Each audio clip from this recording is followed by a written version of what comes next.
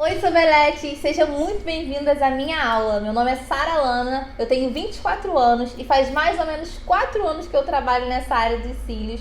Hoje sou educadora, sou palestrante, juiz em alguns campeonatos, também já venci campeonatos na categoria clássica em primeiro lugar.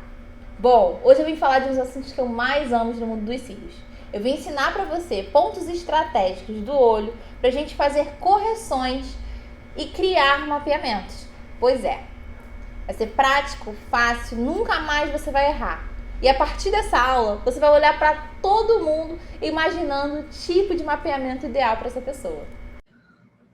Eu gosto sempre de começar esse assunto falando sobre as principais áreas dos olhos, que é a nossa área de abertura, nossa área de união e nossa área de alongamento. A partir disso, eu tenho todo o meu mapeamento nas minhas mãos. Eu que determino onde eu vou alongar, eu que determino onde eu vou abrir e eu que determino onde eu vou unir. Para isso, eu utilizo numerações, densidade e direcionamentos. Para eu evidenciar uma área, eu preciso aplicar os maiores números nela. Se eu quero alongar um olho, eu trabalho os maiores números na minha área de alongamento. Se eu quero abrir um olhar, eu vou trabalhar os meus maiores números na minha área de abertura. Se eu quero unir um olhar, eu vou trabalhar os meus maiores números na minha área de união. Ou eu vou trabalhar densidade, escuridão nesses pontos. Quero abrir? Densidade no centro. Ou até mesmo direcionamento.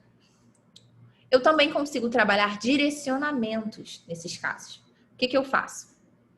Aplico meu direcionamento de 90 graus para elevar o olhar. Meu direcionamento mais inclinado a 45 graus para alongar o olhar ou para unir o olhar, dependendo do ponto onde eu estou trabalhando. Minha forma preferida de evidenciar um ponto é trazendo numerações e densidade, porque eu consigo evidenciar realmente. Sabe aquele gatinho que você quer fazer um super gatinho? Pois é, faça ele com mais densidade na área externa, na área de alongamento e com numerações maiores nessa área. Também fica um charme quando você utiliza direcionamentos mais inclinados. O primeiro ponto a se observar para uma correção é a distância entre os olhos. Ali eu já descubro se eu preciso alongar ou unir. Bom, a minha distância ideal equivale sempre à largura central do rosto com o tamanho dos olhos. Como você pode ver na imagem, a largura de A precisa ser igual à largura de B. Se A é maior que B, significa que os meus olhos são juntos. Se esse ponto aqui for mais curto que meus olhos, eles vão ser juntos. Assim como se A for menor que B, meus olhos vão ter aparência de afastados. Quando eles são equivalentes, quando A é igual a B, eu tenho olhos padronizados. O que fazer quando os olhos são juntos? Trabalhar a minha área de alongamento, que é minha área depois da íris.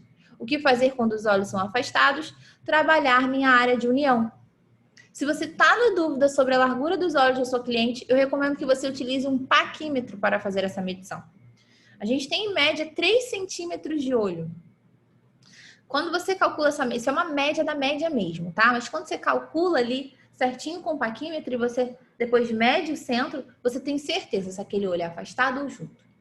Eu tenho uma regra básica para unir ou não, para afastar ou alongar ou não, que é o seguinte. Se eu tenho mais que 2 milímetros de diferença entre os olhos, eu vou trabalhar a correção. Se eu não tenho, se essa diferença é mínima, eu não trabalho a correção, tá? No meu dia a dia, eu faço dessa forma. Porque às vezes a diferença é de 1 milímetro, e aí você faz um trabalho que às vezes não tem necessidade, você às vezes une o olhar, trabalha numerações maiores no canto interno, e até mesmo não fica ilegal, não fica ideal, você acha esquisito, até a sua cliente acha esquisito. Por quê? Você acabou evidenciando uma área que a diferença era tão mínima que poderia ter sido deixada para lá. Então, leve em consideração esses 2 milímetros. Tem mais que 2 milímetros de diferença? Vou resolver. Não tem? Deixa como está. Até porque você pode ter errado na hora de abrir seu paquímetro, pode ter aberto um pouquinho mais no olho, fechado um pouquinho mais no centro, e assim vai. Outro ponto importante a ser considerado, que é o que muita gente confunde. Olhos caídos são diferentes de pálpebras caídas. Existe uma linha imaginária que a gente traça de um olho para o outro. Essa linha, o final do olho precisa apontar a essa linha. Significa que se minha linha bate no meu final de olho, meu olho é um olho padrão. E se o meu olho está acima dessa linha, como mostra nessa imagem, se ele está apontado para cima, significa que ele é levantado. E se ele está abaixo dessa linha, significa que ele é caído. Então, é muito importante que você leve em consideração isso. Não é pele caída, não é pálpebra caída. São olhos caídos, olhos tristes. Para esse tipo de olhar caído, o que eu preciso fazer? Elevar com curvaturas e não com numerações. Você trabalhar com numerações maiores nessa área não vai fazer com que esse olhar tenha aparência de levantado. O ideal são curvaturas mais acentuadas para fazer esse trabalho. Assim como você trabalhar com numerações nessa área do olho para dar uma sensação de diminuição, não vai resolver. Você precisa de curvaturas menos acentuadas para dar esse direcionamento para baixo. Claro que existem mapeamentos que a gente pode estar utilizando, que são os mapeamentos mais gateados, que possuem sim suas numerações mais para o canto externo, porém não finalizam com numerações maiores, tá? A numeração maior ela vai pesar o olhar. Eu recomendo sempre que, independente do shape, você diminua pelo menos 2 numerações no canto externo, nessa área aqui. Tá bom? Então, não se engane em relação a números. Para um olho caído, eu preciso de curvaturas mais acentuadas. Lembrando, não estou falando de pele caída, porque aí já vem outro ponto, tá? Vou falar daqui a pouco. Mas para esse tipo de olhar, eu preciso de uma curvatura mais acentuada para dar uma sensação de olhar mais para cima, tá? Existe algo muito importante que eu sofro demais, que eu sofri a vida inteira. Foi com desnível nos meus olhos. Eu tenho um desnível absurdo, uma diferença muito grande de um olho para o outro. Com isso, eu comecei a observar isso nas pessoas, porque era um defeito que existia em mim. Hoje, trabalhar com correção ocular é algo que me encanta, porque eu sempre tive muita vergonha do meu olhar. Então, eu quis me especializar nesse assunto para eu conseguir ter o olhar que eu sempre sonhei.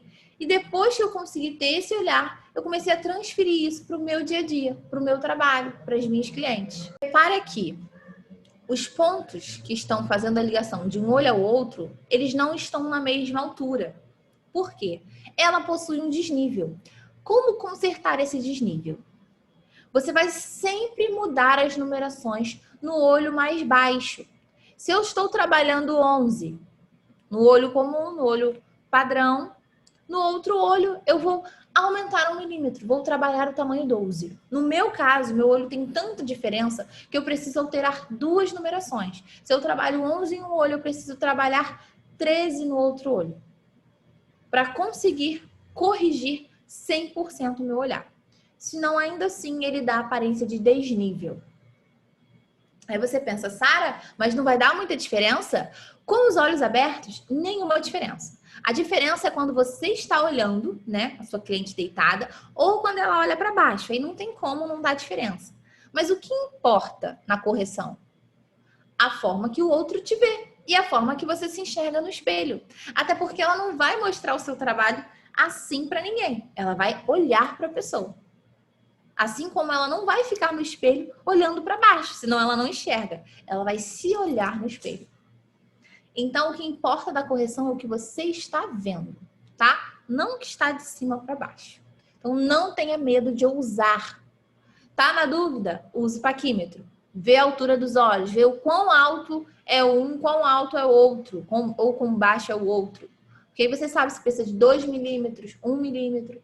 Quando é cliente de primeira vez e ela tem esse desnível, eu não coloco 2 milímetros, eu sempre coloco 1 milímetro. Se resolver, ok. Se não resolver, na manutenção eu dou aquela alterada para conseguir chegar na expectativa do meu cliente. Geralmente, as pessoas que têm um olho mais baixo que o outro, assim como eu, já tem essa percepção, já chega aqui se queixando, né, desse olho mais baixo e tudo mais.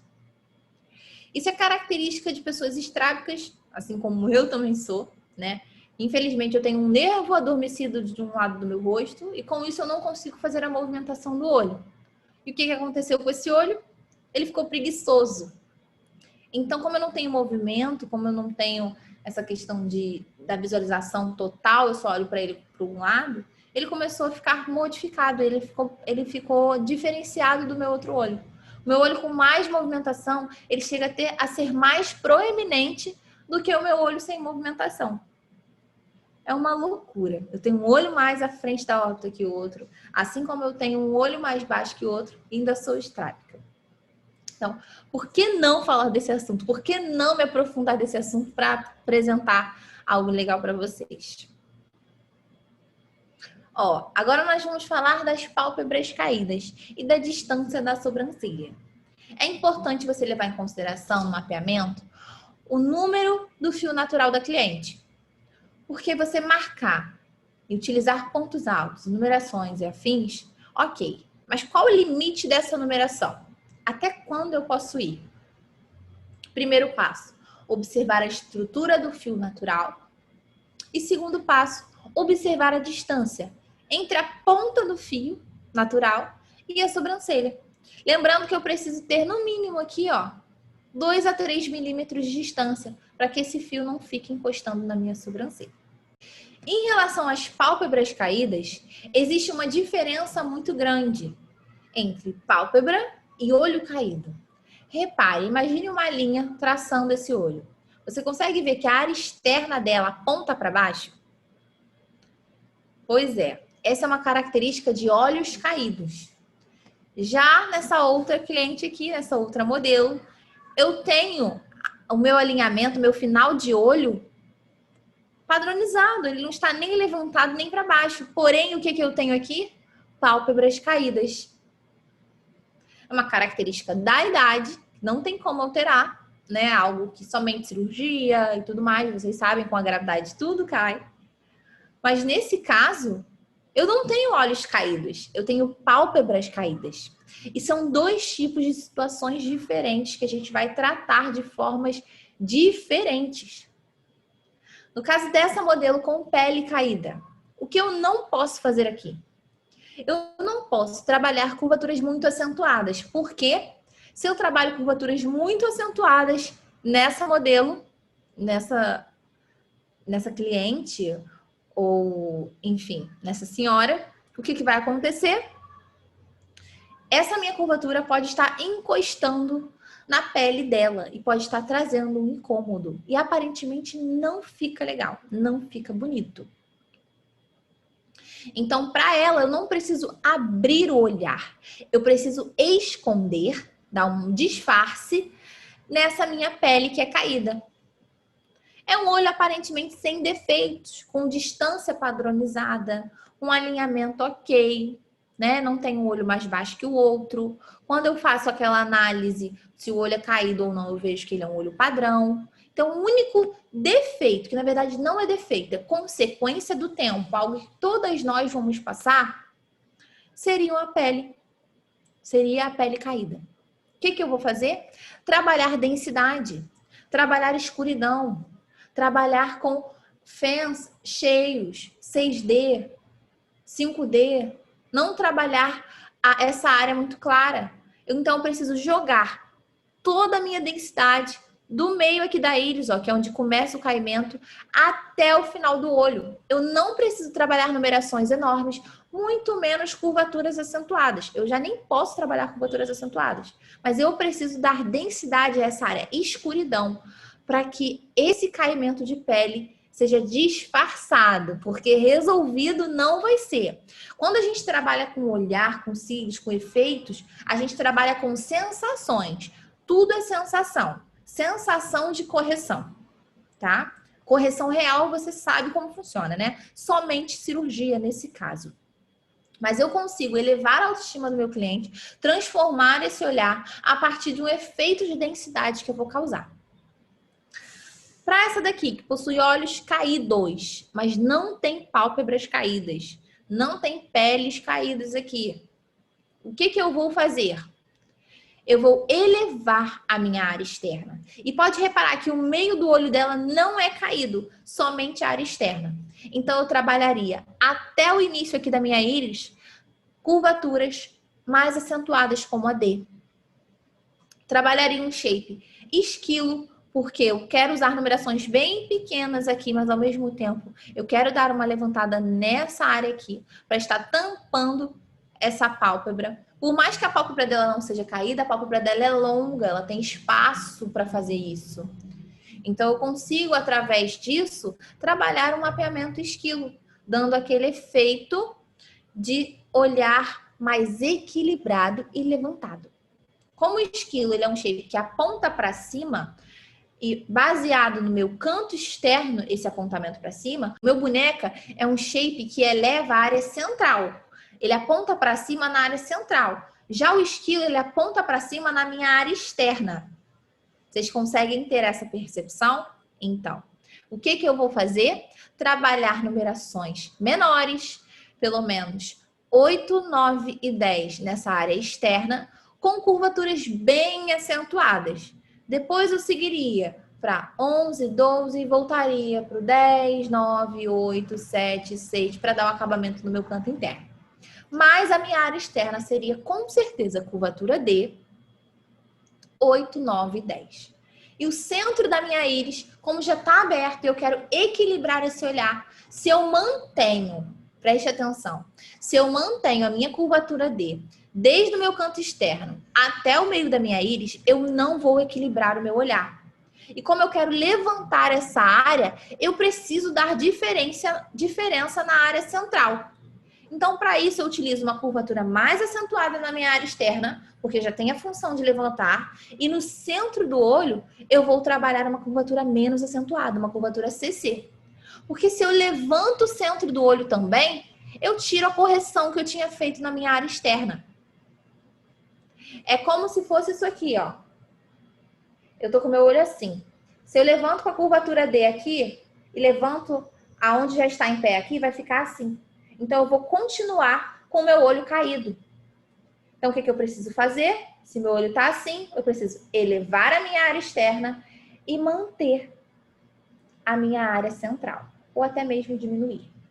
Outro ponto importante que deve ser analisado na hora de fazer o seu mapeamento de correção é o posicionamento do olho da cliente na órbita do rosto. O que é a órbita do rosto? Esse buraco onde se encontra os nossos olhos, o globo ocular. Existe a proptose ocular, que são olhos proeminentes, olhos à frente da órbita, e existe a enoftalmia ocular, que são olhos que estão posicionados mais atrás da órbita. E, logicamente, tem olhos mais padrões. Quando a gente trabalha com olhos com proptose, nós temos que tomar cuidado, principalmente em relação às curvaturas. As curvaturas de forma nenhuma podem ser acentuadas. Elas vão dar uma sensação maior ainda de abertura. E você não pode esquecer que esses olhos, eles têm as outras características. Às vezes a gente olha para um olho proeminente, né, com proptose, e a gente só observa o quão grande ele é, o quão proeminente ele é. Esquece da distância entre os olhos, esquece do caimento dos olhos, esquece do caimento da pálpebra, esquece da distância dos cílios para a sobrancelha, esquece até mesmo do nível do olho. E aí a gente olha para um olhar proeminente, o que a gente pensa? Vou fazer um gato. Nem todos os olhos proeminentes exigem um gato. É o caminho mais fácil, mas aqui eu estou te ensinando pontos estratégicos para corrigir. Então, leve em consideração todos os pontos. Primeiro ponto, olhos afastados ou juntos, ou padrões. Segundo ponto, alinhamento. Eles estão alinhados? Eles têm o mesmo nível ou eles estão em desnível? Terceiro ponto, qual é a distância entre ele? Qual é a distância entre o fio e a sobrancelha? Esse olhar, ele é caído ou ele tem pálpebras caídas? Não deixe de levar em consideração esses pontos. Independente se você olha aquele olhão de Juliana Paz, eu vou fazer um gato, com certeza. Não, espera. Preste atenção no todo. Você é lash designer. Você não só cola fios. Você não é obrigada a repetir o que se faz, o que sempre se fez. Você está aqui para aprender a criar. Então, a gente precisa avaliar todos os pontos. Nessa foto, eu não consigo fazer uma avaliação concreta desse olhar, mas nos próximos slides vocês vão ver o que eu faria, tá? Olha, qual a característica principal, que é algo que vocês confundem muito também? A característica principal de um olho enoftalmo. Esse ossinho aqui, ele é mais à frente. É só você observar. E aí você confunde isso com pele caída. Eu tenho esse olho muito à frente, tá? Eu tenho esse osso muito à frente.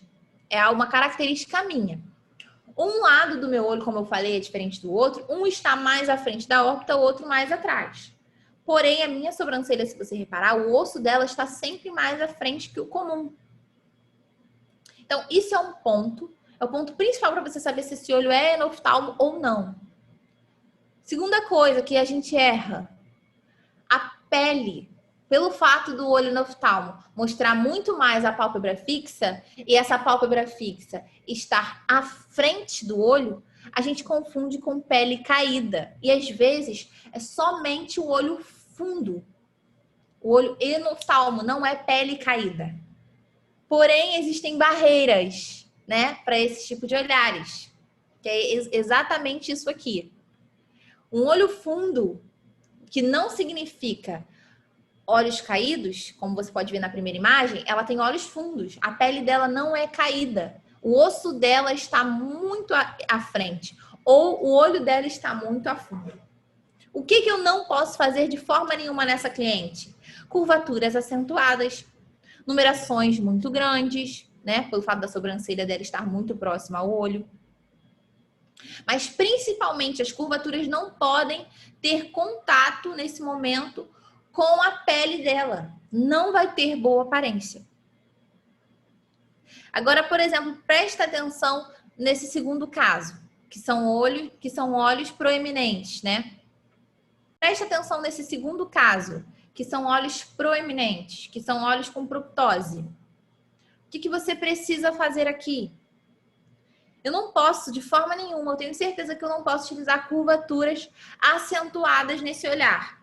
Porém, se você reparar, por causa do desenho do olho, por causa da curva do olho, o canto externo dela fica com a aparência de caidinho. Não é. Se você traça uma linha aqui, você vê que esse olho, ele é padrão.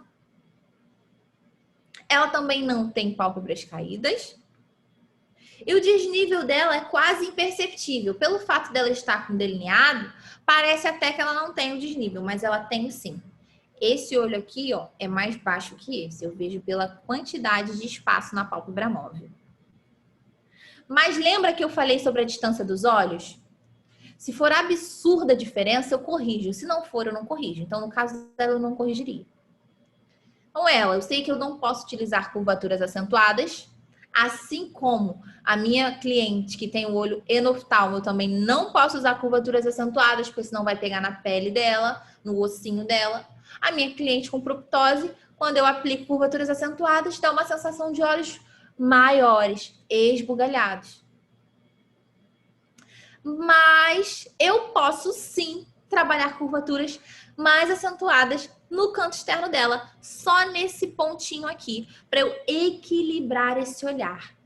A não ser que ela goste desse efeito amendoado, que eu particularmente amo. Amo demais. O bom é que dá para vocês verem a diferença do que é um olho arredondado, que é o primeiro, e o que é um olho amendoado. Geralmente, os olhos com proptose, eles não têm aquela ligação das lamelas. O que é a lamela? Linha d'água inferior, linha d'água superior. Elas não têm ligação.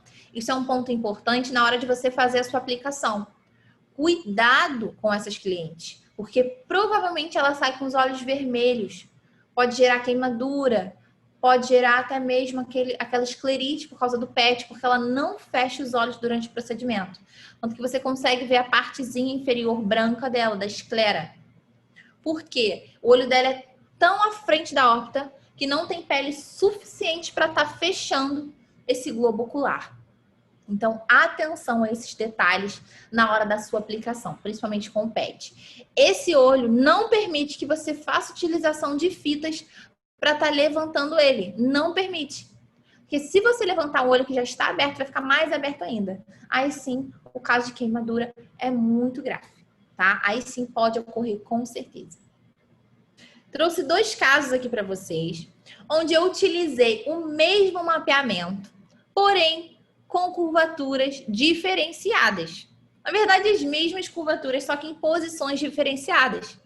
E são olhos completamente diferentes, para vocês entenderem o quão importante é o uso das curvaturas corretas.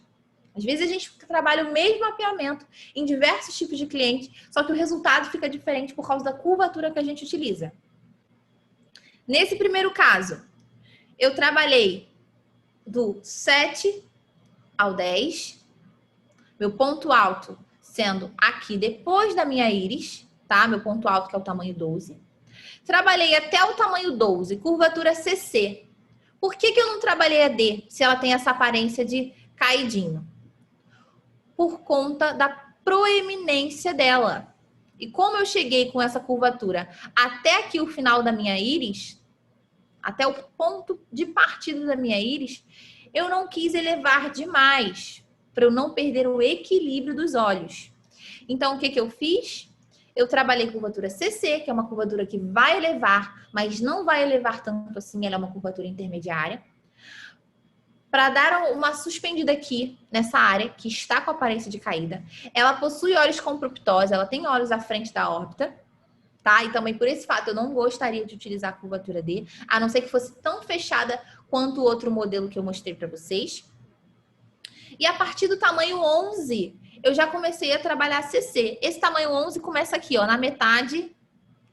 Esse tamanho 11 já começa aqui, ó, na minha íris, tá? No início da minha íris aqui e vai até o meu canto interno com curvatura C. Já a outra modelo, ela possui olhos enoftalmos. Ela possui olhos enoftalmos. E o que acontece? Esse ossinho da sobrancelha é mais saltado, porém é distante. Então não tem o risco, nesse caso, de encostar a curvatura nessa área. E ela precisa de olhos mais abertos. O olho dela é bem fechado e tem aparência de caidinho. Mas se você traçar uma linha entre um ponto e outro, você vê que ele não é, ele é um olho padrão. Ele só tem essa sensação de caidinho pela largura, pela abertura dele, tá? Pelo ponto de abertura dele. Nesse caso, eu trabalhei o CC quase que no olho inteiro, até aqui, ó, a marcação principal da minha íris, até o ponto de início da minha íris. No cantinho interno, onde eu desço para o 8 e o 7, eu trabalhei curvatura C. Mas todo o olho eu trabalhei ele levantando com curvatura média, não é a mais acentuada de curvatura média, para eu conseguir dar uma elevação. E o que você pode perceber? Diferente dela, essa daqui tem a elevação no centro e no canto externo bem mais fechado. Ela não. Ela tem o olho quase que todo por igual em questão de abertura e somente no canto interno é mais fechado. Então, por isso, pelo fato dele ser quase que por igual, eu mantive essa curvatura CC para dar equilíbrio ao olhar. Outro caso importante que a gente pode levar em consideração aqui, já não são mapeamentos iguais, são mapeamentos diferenciados, com ponto altos diferenciados, porém com a mesma curvatura no olho inteiro. Aqui eu tenho olhos padrões, que não estão nem muito à frente, nem muito atrás da órbita, porém eu tenho caimento de pálpebra. Já no caso da Miley, eu tenho olhos padrões também, aproximados. Repare que ela tem olhos juntos, tá? Aqui eu tenho olhos padrões, não são juntos, aproximados, com leve leve destaque aqui no ossinho da sobrancelha. O olho dela quase um olho anoftalmo, tá? Mas não chega a ser aquele olho super profundo. O que mais evidencia aqui é realmente o afastamento dos meus olhos. Então, eu trabalhei um shape que eu consigo dar abertura e, ao mesmo tempo, alongamento. Esse aqui é conhecido como shape esquilo, tá? Que ele dá essa sensação de abertura e alongamento. E mantive a curvatura. Eu não trabalho, no caso dela, curvatura C. Eu não trabalho, no caso dela, curvatura D na área externa, exatamente pelo fato do meu ossinho ser saltado. Então, nesse caso, eu trabalho curvaturas medianas, que não vão diminuir o meu olhar, vão me dar o que eu preciso, que é a elevação, e ao mesmo tempo não vai correr o risco de encostar no meu ossinho que é elevado. Então, eu trabalhei o ponto alto dela, que é aqui nessa área, exatamente nessa área onde essa bolinha pega, para dar uma sensação de afastamento, ao mesmo tempo de abertura, porque eu preciso afastar por causa da minha junção, né? Que meu lado A é maior que o meu lado B. Já no caso dela, eu tenho olhos com um afastamento padronizados e com caimento de pálpebra. Não posso trabalhar curvaturas acentuadas para não encostar nessa pálpebra. Seria o ideal, porque ela tem olhos considerados rasos, pelo menos nessa imagem, tá? Às vezes você dá um Google da mesma atriz em outros momentos, em outras posições, em outros ângulos, o olho está mais para fora, o olho está mais para dentro por causa do tipo de maquiagem que ela usa.